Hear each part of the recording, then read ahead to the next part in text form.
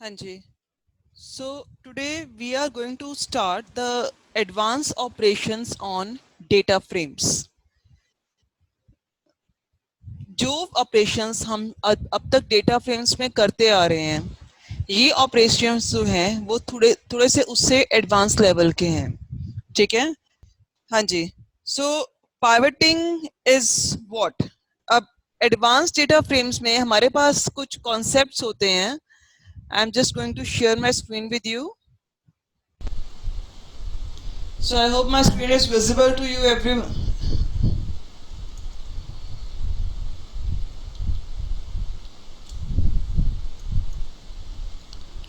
So Bache, first of all, if we want to discuss the advanced operations on data frames.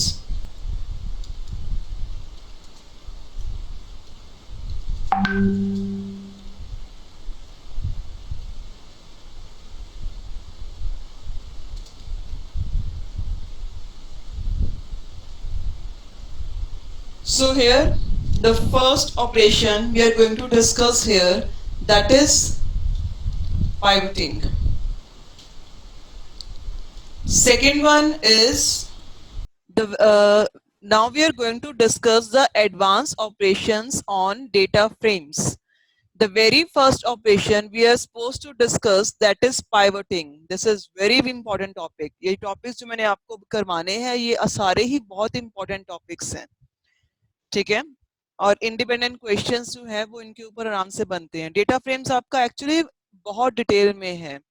Even whatever you have include in this book, I have some other topics also beyond this book जो आपके syllabus के according mentioned है.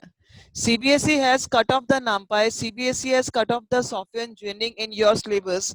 CBSE has cut off the other Django also in your from your syllabus. But there are some things CBSE has addition in your syllabus as well. और उसमें they have just expand the portion of data frames. Data frames बहुत detail में है आपको. इसलिए आप ये सोचते होंगे कि शायद डेटा फ्रेम्स एक बार शुरू हुआ खत्म होने का नाम नहीं ले रहा. इसलिए नहीं ले रहा क्योंकि डेटा फ्रेम्स बेटा आपका बहुत डिटेल में है. ये टॉपिक्स करवाने के बाद we have to move on to CSV files. CSV file is a very very very important topic. ठीक है. एंड उसके बाद जाके उसको डिटेल में करने के बाद then we have to go with the MySQL with data frame.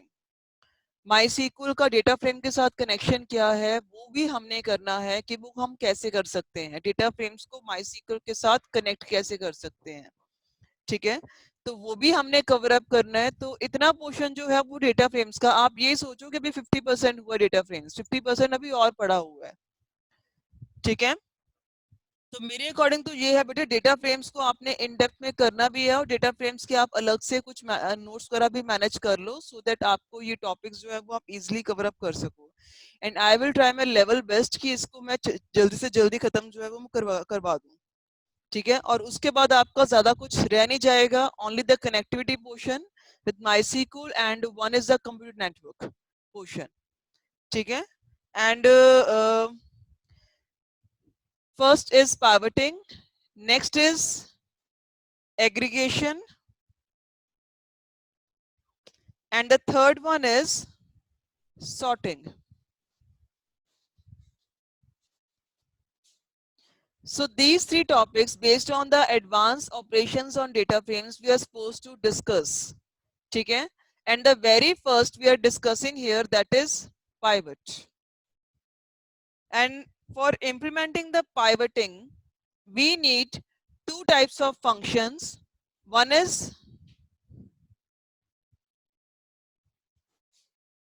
it should be in small, pivot function, and the other one is pivot table function. ये दो फंक्शंस जो है पाइवटिंग को इंक्लूड करते हैं. But first of all we need to understand the term pivoting. Pivoting होता क्या है, why we required this. Actual में होता क्या है कि जब आप बेटा डेटा फ्रेम में किसी भी टेबल को जब आप रिप्रेजेंट करते हो, when you design a two-dimensional structure in a data frame, fine, तो उसमें क्या होता है कि समटाइम्स आपको उसमें से कुछ रेलेवेंट इंफॉर्मेशन जो है वो आपने एक्सट्रैक्ट करनी है, ठीक है। जैसे लेट्स सपोज कि आप माई सीक्वल में आपने एक टेबल जनरेट किया, और टेबल जनरेट करने के बाद you are using the select query, आप सिलेक्ट क्वेरी यूज कर रहे हो, और उस सिलेक्ट क्वेरी से आप क्या कर रहे हो, उसमें से सिलेक्टेड डेटा जो है वो सिर्फ व्यू कर रहे हो। एम आई राइट? आप डेटाबेस के टेबल में से आपने एक टेबल जनरेट किया, उसमें से सारी फील्ड्स और सारे रोज आपको नहीं चाहिए, and you need to view only the selected portion of that table. तो हम क्या करते हैं, temporarily we go with the select command, और सिलेक्ट कमांड के थ्रू हम उसको क्या करते हैं, आगे उसको व्यू करते हैं। ना तो वो कोई स्पेस लेता है एक्स्ट्रा, ठीक है, और ना ही वो कोई स्ट्रक्चर लेता है, सिंपल वो आपसे सिलेक्ट क्वेरी में जो भी आपने सिलेक्शन की होती है उसके बेसिस पे it will just show you the data. Pivoting थोड़ा सा डिफरेंट है उसमें से। कैसे? पाइवटिंग में एक्चुअल में होता क्या है कि पाइवटिंग में we are collecting the collecting a separate data from the data frame। मतलब हमने डेटा फ्रेम में से एक स्ट्रक्चर जो है वो हमने रिट्रीव कर लिया, ठीक है, हमने एक पर्टिकुलर रोज और कॉलम्स के फॉर्म को हमने रिट्रीव कर लिया, जितना पोर्शन मुझे चाहिए सिर्फ उतना मैंने वहां से ले लिया, सिलेक्ट कर लिया, ठीक है। But in pivoting we can regenerate the shape also, we can modify the shape also. हम उस डेटा की, जरूरी नहीं है कि जो रो है वो रो बन के ही मुझे वापस मिलेगी, जो कॉलम है वो कॉलम बन के वापस मिलेगा। You can change the structure, आप उसका स्ट्रक्चर चेंज कर सकते हो। जैसे लेट्स सपोज मेरे पास कोई भी यहाँ पर टेबल है,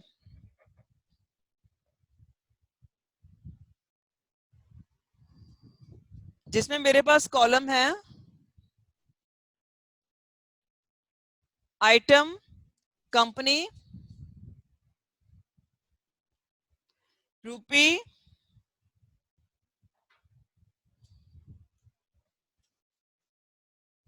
यूएसडी, ये मेरे पास कॉलम है, और इसमें कुछ मेरे पास वैल्यूज हैं ऐसी।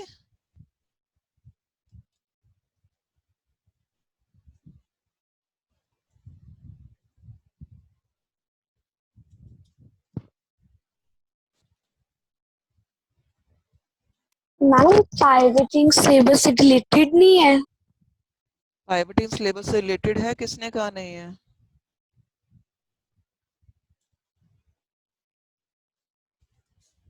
मैं आपको बोल रही हूँ कि जो आपके पास यहाँ पर डेटा है, जो मतलब मैं डेटा फ्रेम में आपको करवा रही हूँ, डेटा फ्रेम आपके सिलेबस के अकॉर्डिंग बहुत एडवांस है, उसमें काफी कुछ है। And if you want to view the syllabus, आपके पास मैंने सिलेबस की कॉपी जो है वो मैंने भेजी हुई है, and according to that syllabus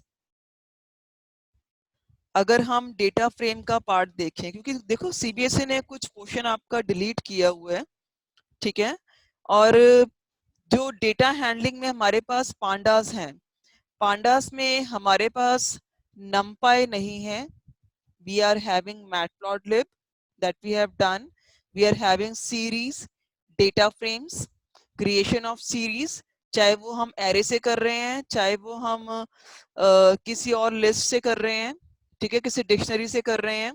we are having head tail function, selection, indexing, slicing, creation of dictionary of series, list of dictionary, text और CSV फाइल्स, डिस्प्ले और आइट्रेशन। फाइन, ये आपका पोर्शन हो गया फर्स्ट पार्ट का। दूसरे portion में operation और rows and columns, here we are having add, select, delete, rename, head tail function, indexing, labels, boolean indexing, joining, merging, concatenation. ये आपका एक्स्ट्रा पोर्शन है जो इस बुक में नहीं है। Data between CSV file and data frames, ये सब कुछ है आपको। And other than that data frame में आपके पास aggregation, group by, sorting, deleting, renaming, indexing, pivoting, handling, missing values, dropping, filling, ये सब भी है। आप ये देख लो कि मुझे जो दिखाई देता है यहाँ पे एटलीस्ट 30 मार्क्स का पेपर आपका सिर्फ और सिर्फ पांडास में से है। जो मैं आपके नए करिकुलम के अकॉर्डिंग सिलेबस देख रही हूँ उसमें 30 मार्क्स का पेपर। आप ये सोच लो, if you are facing a 70 marks theory, तो 70 मार्क्स में से आपका 30 मार्क्स का पेपर है वो सिर्फ और सिर्फ आपका पांडास ही ले रहे हैं। एंड पांडास में हमारे पास सीरीज भी है, हमारे पास डेटा फ्रेम्स भी है। Getting my point? तो ये हम ये जो डेटा फ्रेम कर रहे हैं, this is a part of those 30 marks. ठीक है, इतना बड़ा पोर्शन जो है वो सिर्फ ये कवर कर रहा है। एंड उसके बाद आपके 15 मार्क्स और 8 मार्क्स ये अलग से हैं जो सीबीएसई ने यहाँ पर मेंशन किए हुए हैं। लाइक जिसमें आपका सीक्वल आ रहा है, सीक्वल के फंक्शंस आ रहे हैं, ठीक है, जो हम लोग कर चुके हैं already. Then we have computer networks, then we have societal impact. Societal impact जो मैंने आपको चैप्टर करवाया था वो 8 मार्क्स का चैप्टर आपका आएगा। पूरा पूरा 8 मार्क्स का चैप्टर है वो आपका आएगा यहाँ पे। देन सीक्वल और कंप्यूटर नेटवर्क्स ये आपका 15 मार्क्स का चैप्टर जो डिस्ट्रीब्यूशन में बनते हैं। सो गेटिंग माय पॉइंट, और you want to ask anything else? No, ma'am.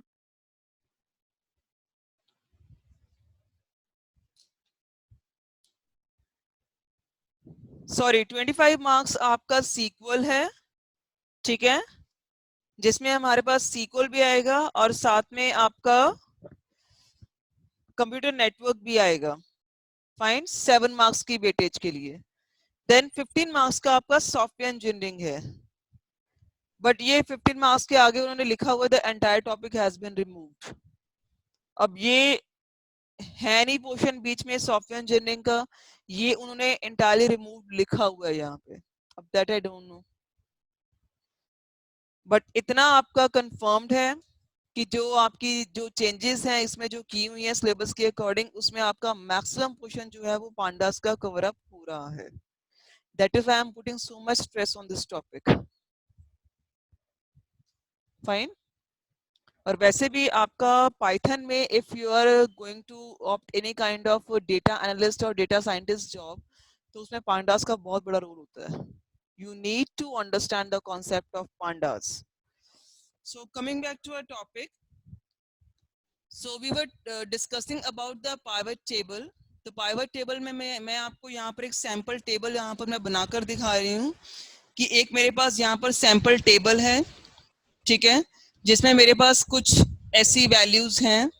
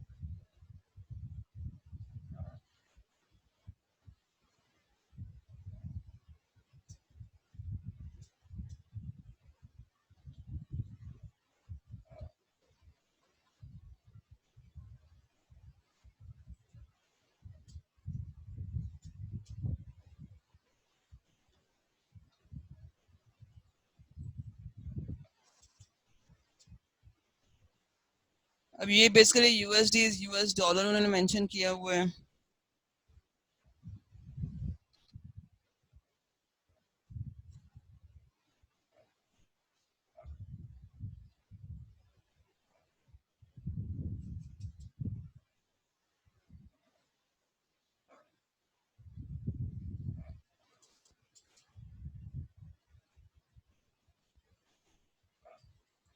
अब अगर ये मेरे पास टेबल है, ठीक है, और ऐसा सेम टेबल जो है, मतलब प्रॉपर ये टेबल मैंने डेटा फ्रेम में रिप्रेजेंट की है, ठीक है, और इसमें से मैंने पाइवट जनरेट करना है, तो पाइवट टेबल मैं कैसा जनरेट कर सकती हूँ इसमें से?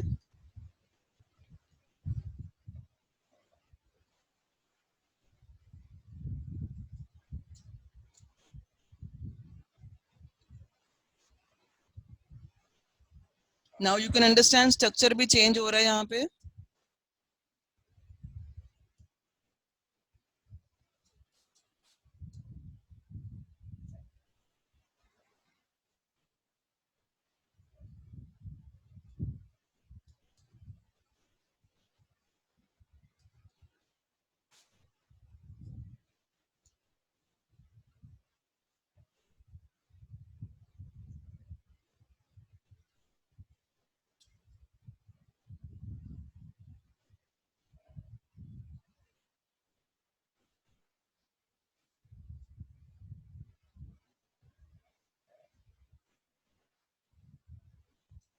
अंडरस्टैंड कर रहे हो ये?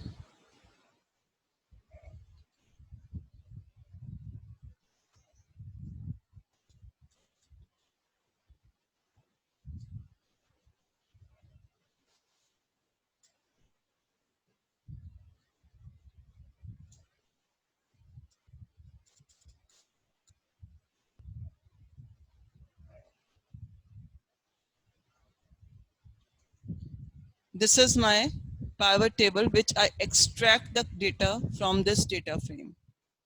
ये मेरा ओरिजिनल डेटा फ्रेम है और उस डेटा फ्रेम में I got this pivot table. Fine.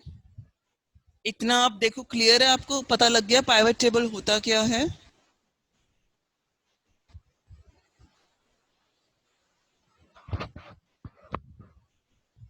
हाँ जी बच्चे, एनी क्वेरी? मैम एलईडी में सोनी में एनए नहीं आएगा?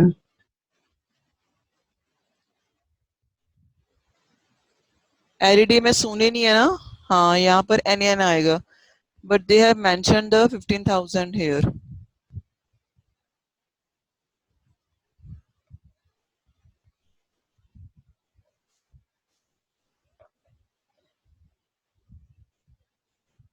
और कुछ? और यहाँ पर टोटल आना चाहिए 18 की जगह पर. कमांड क्या लिखेंगे? हाँ, इसकी कमांड क्या लिखेंगे? That's good question. जब पाइवट टेबल की हम कमांड लिखेंगे तो पहली बात तो हमारे पास ये जो मैंने ऊपर फंक्शन मेंशन किया है पाइवट, ये यूज होगा. ठीक है, एक पाइवट और एक पाइवट टेबल. जब पाइवट टेबल हम पाइवट फंक्शन मेंशन करेंगे, ठीक है, तो उसमें हम तीन तरह के आर्गुमेंट मेंशन करेंगे. One is index, one is column. ठीक है, whatever columns I need to include in this pivot table, and then I need to mention the values, which kind of values are required for pivot. ठीक है, मतलब whatever panda I am using, let's suppose if I am using pd panda, तो pd dot pivot जिसमें मेरा mention होगा यहाँ पर index. ठीक है, I need to mention the index, और उसके बाद column, whichever column I need to required.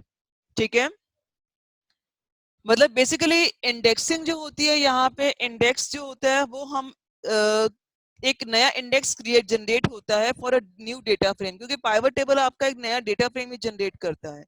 ठीक है, so that is a column name from the original table. ये आपका ओरिजिनल टेबल में से कॉलम नेम ही होगा जो आपका इंडेक्सिंग जो है वो जनरेट करता है यहाँ पे. देन वी हैव, मतलब जिस कॉलम को हम एज ए इंडेक्स यूज करना चाहते हैं हम यहाँ पर उसको मेंशन करेंगे. Then column, it creates column of new data frame which are the name of the column of the original table. मतलब यहाँ पर whichever column I am using to generate the new data frame, तो यहाँ पर मैं वो column mention करूंगी, and it is not mandatory कि वो मेरे same होंगे data frame से, different भी हो सकते हैं. ठीक है, then values, अब जो हमने column generate किए, तो which are the values of the column name from the original table, कैसी values मैंने उस column में डालनी है. ठीक है, तो the very first step is used to, पहले हम एक डेटा फ्रेम जनरेट करेंगे लाइक दिस, जैसे मैंने यहाँ पर डेटा फ्रेम जनरेट की है. ठीक है, तो एक डेटा फ्रेम जनरेट करेंगे. ठीक है, कोई भी डिक्शनरी या सीक्वेंस यूज करके. उसके बाद हम एक newly created data frame use करेंगे, एक नया क्रिएटेड डेटा फ्रेम है उसको हम यूज करेंगे और हम पाइवट टेबल को प्रिंट करेंगे. ठीक है, अब प्रोग्राम फॉर्म में मैं आपको ये करवाती हूँ कि हम पाइवट टेबल को प्रोग्राम फॉर्म में कैसे इंप्लीमेंट कर रहे हैं. Now I am going to implement the program for you, so that you will get to know कि how we can implement the pivot table.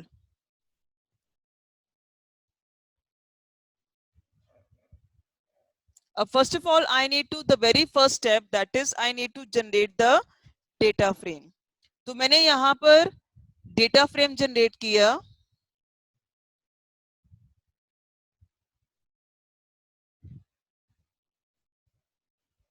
CLS भी ऑब्जेक्ट है, C1 नाम का जनरेट कर लेते हैं. ठीक है, C1 रिजल्ट। फाइन, तो यहाँ पर एक डेटा फ्रेम जनरेट कर रही हूँ मैं। As usual, for putting the key values, I need to put in the single quotes.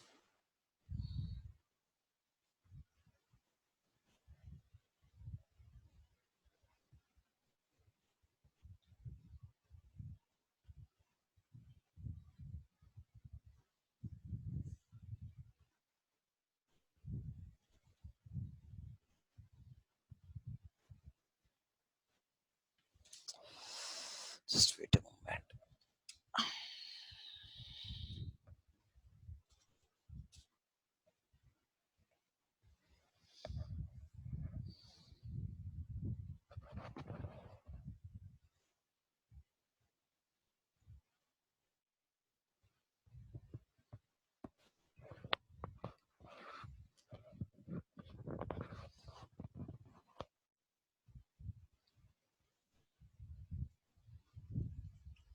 So I have taken 4 values here. ठीक है, अब यहाँ पर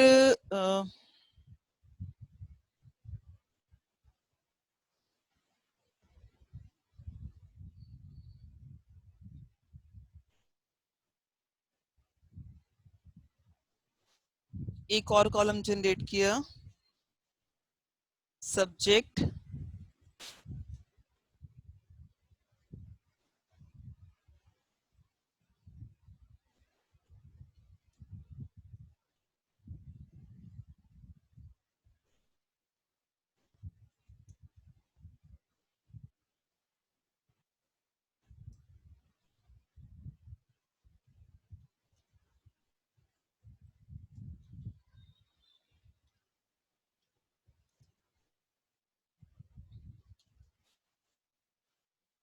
मार्क्स। मेरी ब्रैकेट्स प्लीज चेक करते रहो, मेरी ब्रैकेट्स में गलती बहुत होती है, जहां कहीं भी छूट गई तो मुझे बता दो।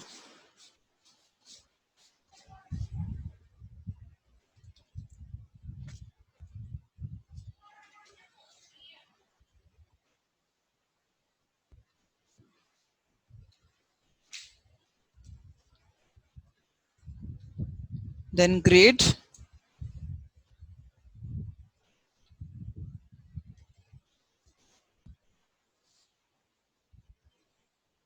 जहां कहीं भी करेक्टर्स यूज करो कोट्स डाल दो बस। मैं हर बार आपको याद करवा देती हूँ ये चीज।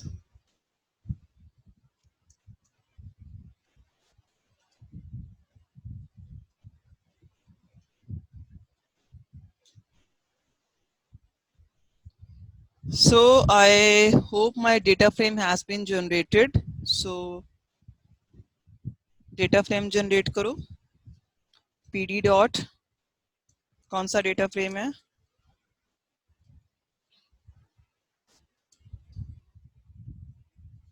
C1 result,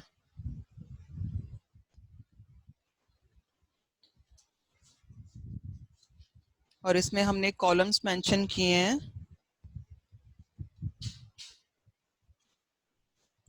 name, subject,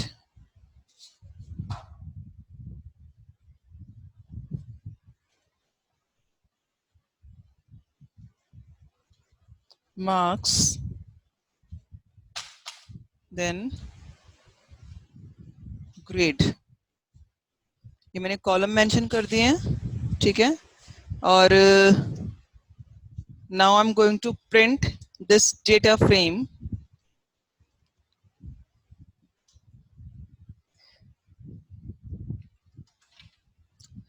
So look at my value. I just print my data frame, जहाँ पर मेरा इंडेक्स जो है वो यहाँ पर जनरेट हो गया है 0 1 2 3, ठीक है। And this is the data frame जिसमें नेम, सब्जेक्ट, मार्क्स, ग्रेड, ये मेरे कॉलम के नेम है, ठीक है। एंड अब हमने बनाना है इसका पाइवट टेबल। पाइवट टेबल कैसे होगा, मैंने आपको फंक्शन करवाया है कि ये वाला फंक्शन हमने यूज करना है पाइवट टेबल को जनरेट करने के लिए, ठीक है। तो I am going to use that function pv is equal to df dot pivot index name. ठीक है, नेम को ऐसे यूज कर लिया हमने इंडेक्स. ठीक है, और हमें कॉलम कौन सा चाहिए?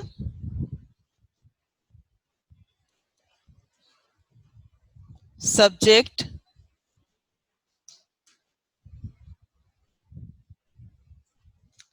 देन वैल्यूज कहां से लेंगे हम उसकी?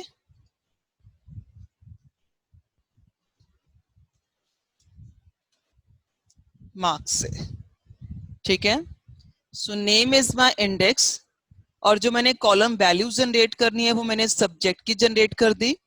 ठीक है, मतलब किस बच्चे के किस सब्जेक्ट में से कितने मार्क्स हैं वो अलग से मेरा स्ट्रक्चर बन के आएगा. ठीक है, और उसकी जो वैल्यूज होंगी वो कहां से जनरेट आएंगी? वो क्या आएंगी? मार्क्स से. ठीक है, तो I am going to print this.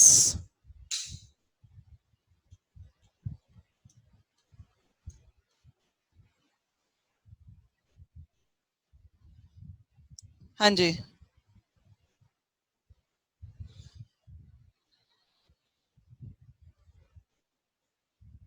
अब कुछ गड़बड़ हो गई. अच्छा, वैल्यूज का वी कैपिटल है. ओके, ये बड़ी दिक्कत आती है इसमें. सो लुक हियर, इतना पोर्शन देखो. This is my pivot table. ये मैंने जो हाईलाइट किया है, this is my pivot table. यहां पर मेरे पास सब्जेक्ट है, CS, IP, मैथ्स, फिजिकल, ये एज ए कॉलम नेम आ गए हैं. ठीक है, नेम मेरा क्या है? इंडेक्स जनरेट हो गया यहाँ पे. फाइन.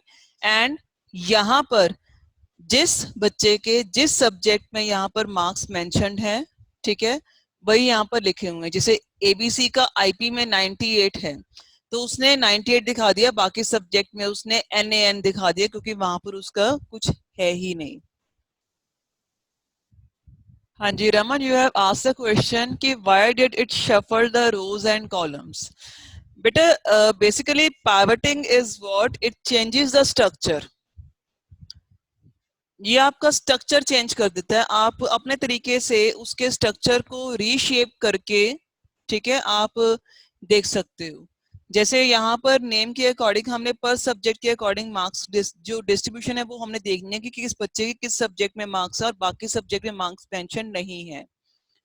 तो ये चीज आप यहाँ पर भी कर सकते हो डेटा फ्रेम में, बट वो बहुत बड़ी बन जाएगी. ठीक है, तो उसको कंक्रीट फॉर्म में आप पाइवट टेबल के थ्रू आप उसको हैंडल कर सकते हो. मतलब we need to reshape the data frame. उसको हमने रीशेप करना है. कॉलम्स को और इंडेक्सिंग को और वैल्यूज को किस फॉर्म में हमने लेना है. This is what the pivoting. ठीक है, नॉर्मल डेटा फ्रेम को नॉर्मल तरीके से यूज करना है, फिर तो पाइवटिंग की रिक्वायरमेंट ही नहीं है.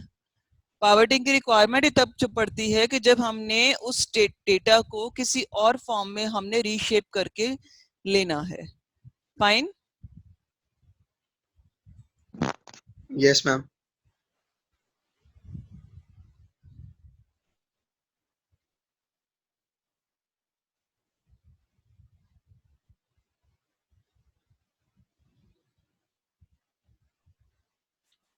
So any more query? No, ma'am. Difficult तो नहीं लगा ये? No, ma'am. गुड. सो एक पुराना घिसा पिटा एक और फंक्शन है जो इसके साथ अटैच हुआ है. ठीक है, I hope you just remember that function, that is fill NA. याद है ये फंक्शन? Yes, ma'am. हाँ जी. तो ये फंक्शन जो है बेसिकली आपके यहाँ पर जो NaN भरा हुआ है, नॉट अ नंबर, ठीक है, उस चीज को खाली करने के लिए, if we want to fill the spaces only there. ठीक है, अगर मैंने यहाँ पर सिर्फ और सिर्फ एक स्पेस देनी है तो उसको फिल करने के लिए मैंने यहाँ पर क्या देना है, यहाँ पर उसको फिल एन ए, मतलब किसी भी चीज से उसको फिल ना करे, ठीक है। जो एन एन है उसको किसी और चीज से फिल करने के लिए। अब ये देखो, you can just look here कि यहाँ पर जितने भी मेरे पास एन एन थे वो सारे गायब हो चुके हैं और उसकी जगह पर यहाँ पर क्या आ चुका है, खाली। सो एक मैं आपको प्रोग्राम दूं तो आप करके दिखाओगे मुझे?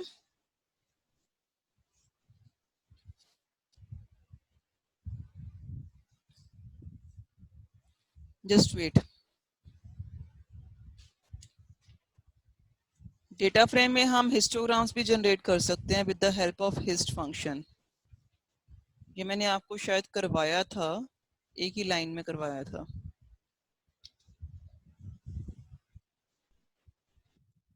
So write down the program. I'm having data. In that data, I'm having values.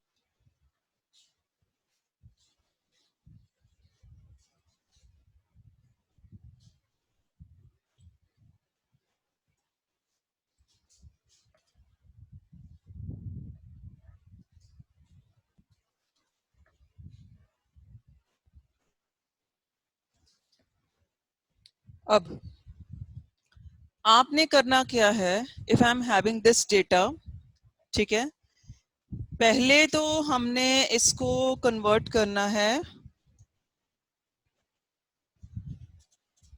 write a program to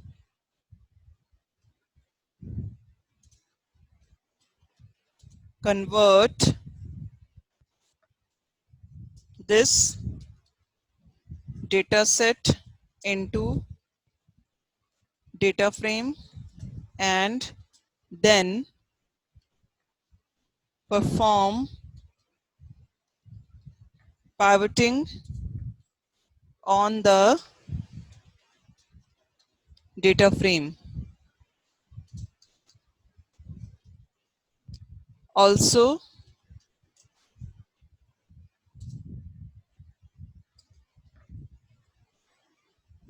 नहीं ये छोड़ दो, वैसे तो आप कर सकते हो बट स्टिल बाद में करेंगे इसको, ठीक है। इतना अभी परफॉर्म करो कि ये मेरा एक क्वेश्चन है, ठीक है, and I am also marking this question with the date. तो आपने ये प्रोग्राम लिखना है और लिखने के बाद आपने क्या करना है, आपने इसको परफॉर्म करना है। परफॉर्म करने के बाद just keep record of this program in your files.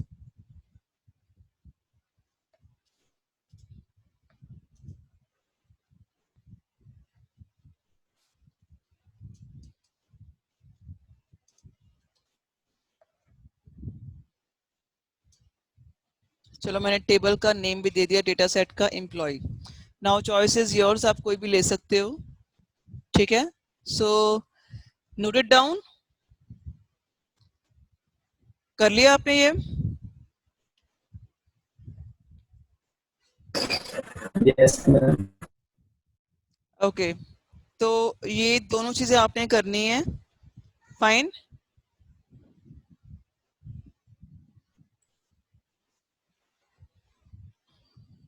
So moving back towards your spider Python. Ma'am, 28, 34 was each. क्या बोला समझ नहीं आया मुझे. वहाँ पे जो था राजीव 28 वगैरह उसकी ईच थी. Yes, okay. it's obvious कि एक नेम लिखा हुआ है, एक एज लिखी हुई है और एक उसकी डेजिग्नेशन लिखी हुई है. There are 3 columns in this data frames. Fine. अब आपने जब इसको कन्वर्ट करना है, आपने एक तो डेटा फ्रेम के अंदर कॉलम एट्रीब्यूट यूज करना है, ठीक है, to give the column name. Fine. And after that, when you generate the data frame, and after generating the data frame, तब आपने क्या करना है, आपने उसको पाइवट में कन्वर्ट करना है. फाइन. और जब आपने पाइवट में कन्वर्ट करना है तो बेटा आपने उसके कॉलम्स का ध्यान देना है कि आपने डेटा फ्रेम की मैनेजमेंट इस तरीके से करनी है जैसे मैंने यहाँ पर की हुई है, so that it can easily recognize the column name. Fine. अब अगर आपने जैसे जब मैंने यहाँ पर पाइवटिंग की, ठीक है, तो नेम को मैंने एज ए इंडेक्स ले लिया, सब्जेक्ट को मैंने एज ए कॉलम नेम ले लिया, ठीक है, और उसके अंदर मार्क्स की डिस्ट्रीब्यूशन एज ए वैल्यू ले ली, ठीक है. अब मेरा कौन सा कॉलम रह गया, ग्रेड. अगर मैंने इसको भी कहीं पर एडजस्ट करना है, I also want the representation of this column as well in the pivot table. So how? So my answer is कि I need to pivoting with multiple columns. मुझे यहाँ पर pivoting करनी है multiple columns के साथ. Subject के साथ मुझे यहाँ जो value है, मुझे यहाँ पर value के साथ हमने grade भी लेने हैं कि I want to see the grade as well.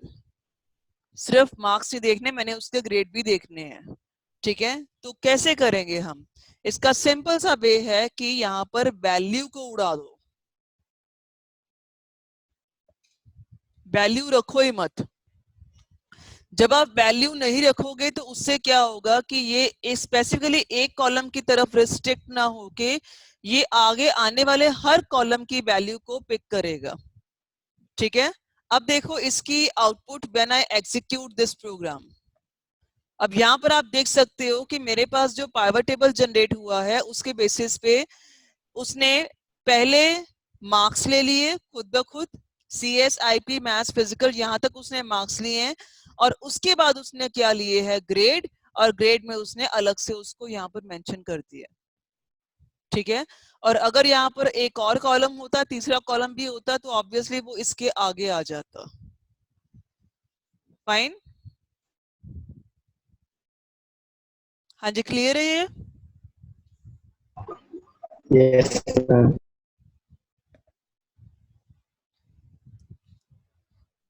So anyway, we need to start with the pivot table function. Pivot table function जब actually हम use करते हैं कि sorry, pivot table actually हम use करते हैं कि जब हमने aggregate function साथ में use करने हो तो, ठीक है. जैसे आपने समराइज्ड फॉर्म लिखना हो, ठीक है, ये एग्रीगेशन में आपने फंक्शंस को यूज करना हो, ठीक है. तो इसमें थोड़े से कॉन्सेप्ट्स हैं जिसके बेसिस पे I need to cover up few points with you those, क्योंकि पाइवट टेबल के जो आर्गुमेंट्स है ना वो बहुत बड़े हैं. इसमें अप्रोक्सीमेटली आपके 8-10 आर्गुमेंट्स यूज हो जाते हैं, ठीक है. I need to cover up all that. So मैं यहीं पर इसको छोड़ देती हूँ, आगे नहीं प्रोसीड करती ताकि आपको ज्यादा दिक्कत ना आए, ठीक है. बस इतना जरूर मैं आपसे के साथ शेयर करना चाहती हूँ कि जो पाइवटिंग होती है, पाइवटिंग पाइथन में, वो एक्चुअल में ये नया कॉन्सेप्ट नहीं है. पाइथन में पाइवटिंग पहले भी होती थी, बट पाइवटिंग अर्लियर वर्जन में क्या प्रॉब्लम थी कि pivot method takes at least 2 columns as parameter, एक इंडेक्स और एक कॉलम नेम, ठीक है. अब प्रॉब्लम कहां पर अराइज होती है? प्रॉब्लम वहां पर अराइज होती है कि अगर मेरे पास मल्टीपल रोज हैं विद सेम वैल्यूज, ठीक है, इन कॉलम्स की, तो वहां पर उसको दिक्कत आती है कि जैसे मैं यहाँ पर वैल्यू कॉलम स्पेसिफिकली मेंशन कर रही हूँ, ठीक है, अलग से मेंशन कर रही हूँ, जिसके बेसिस पे मैं यहाँ पर दे रही हूँ उसको भी, हाँ इस वैल्यू को उसने कॉलम के अकॉर्डिंग एडजस्ट करना है। जैसे मैंने पहले यहाँ पर सिर्फ और सिर्फ मैंने यहाँ पर मार्क्स को दिया, ठीक है, यहाँ पर वो मार्क्स को और ग्रेड को अलग अलग से मेंशन कर रहा है, ठीक है। अर्लियर वर्जन में ये चीज नहीं होती थी। अर्लियर वर्जन में पाइवट टेबल में सिर्फ दो कॉलम्स एग्जीक्यूट, दो एट्रीब्यूट जाते थे, one is the index and one is column, ठीक है। मतलब वो उसको जहां पर रेपिटेशन थी उसको वो हैंडल नहीं कर पाता था। This was the problem with earlier version in pivot, ठीक है। उसको वो रीशेप नहीं कर पाता, वो डुप्लीकेट एंट्री को हैंडल नहीं कर पाता था उस टाइम पे, ठीक है। तो अब जो न्यू वर्जन है पाइथन में पाइवट का, उसमें हम ये चीजों को इजीली हैंडल कर लें and you can see the output की आउटपुट में वो इन चीजों को कैसे हैंडल कर रहे हैं। एक्चुअली बेटा प्रेजेंटेशन बहुत मैटर करती है कि when you are going to represent your data. My voice is audible? तो प्रेजेंटेशन ma'am. बहुत मैटर करती है जब आपने डेटा को रिप्रेजेंट करना हो तो, ठीक है, कि आप उसको कैसे प्रेजेंट कर रहे हो, आप उसको कैसे दिखा रहे हो। और हमारा मेन मोटिव यही होता है कि our output should be user understandable, क्योंकि जो यूजर इस प्रोग्राम को की आउटपुट को देखेगा उसको पाइथन नहीं आती, उसको नहीं पता कि पाइथन, ये प्रोग्राम पाइथन में बना हुआ है, उसको ये भी नहीं पता। जैसे आप गूगल यूज करते हो, आप इंस्टा यूज करते हो, आपको तो नहीं पता कि इंस्टा या गूगल में आपकी कहीं ना कहीं पाइथन के कोड जुड़े हुए हैं। आपको सिर्फ फाइनल आउटपुट नजर आती है and that final output should B presentable so that end user can understand. Fine.